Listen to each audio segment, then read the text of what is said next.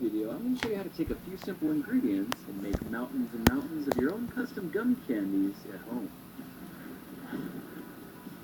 Start with a box of Jell-O, some corn syrup, and a few packets of unflavored gelatin. The small boxes like this have 4 packets inside, and for this recipe, you'll actually only need 2 of them. Get started by measuring out half a cup of very cold water, then squirt in a 1/4 cup of corn syrup. Cold water will help the gelatin separate properly, and the corn syrup is going to give our gummies a nice smooth texture. Now we need the corn syrup fully dissolved, so give it a good stirring until the water turns completely clear. Then go ahead and pour the sugary liquid into a pot, but don't turn on the stove just yet. I'll show you what happens if you do in just a minute. Go ahead and add both packets of unflavored gelatin to the pot, then pour in the entire packet of Jell-O.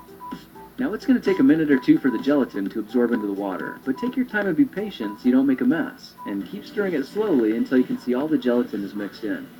Alright, it's time to heat things up and turn this sugary soup into a delicious candy syrup.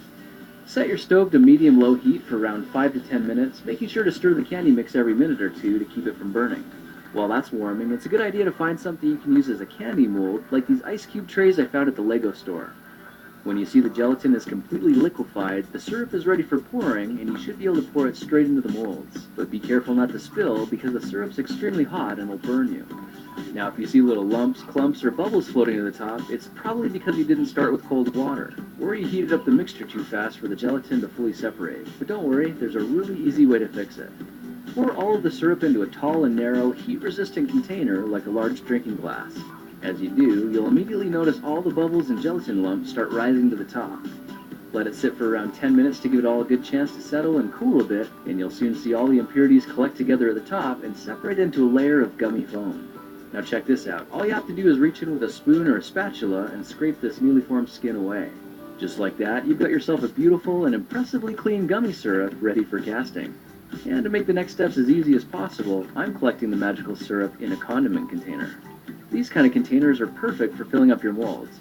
They're super easy to control, and you can squirt the syrup exactly where you need it, which helps avoid spilling or overflowing the molds with too much gummy.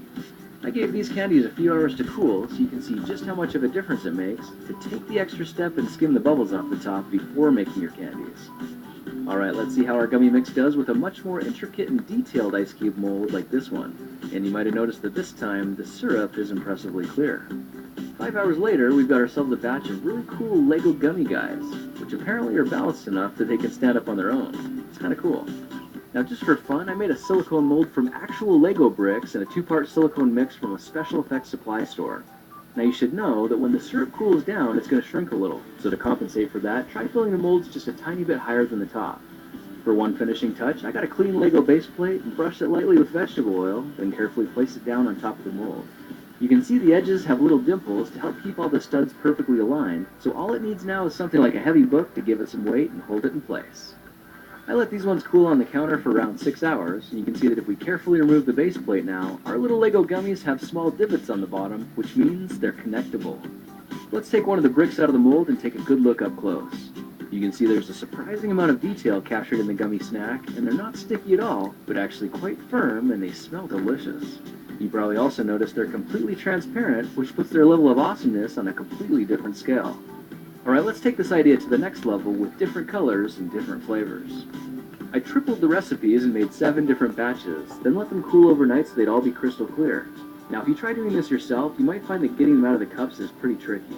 When you do get them out though, you'll have a gob of gummy that's way too big to eat on its own, but that's okay because what we're really after here is the white layer of gummy foam at the top.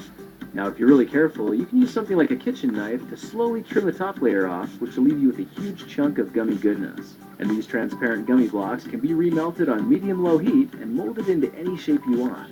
I made a candy mountain of Lego gummy bricks in all kinds of colors, shapes, and sizes. And if you look closely, you can even see some little gummy guys in there as well.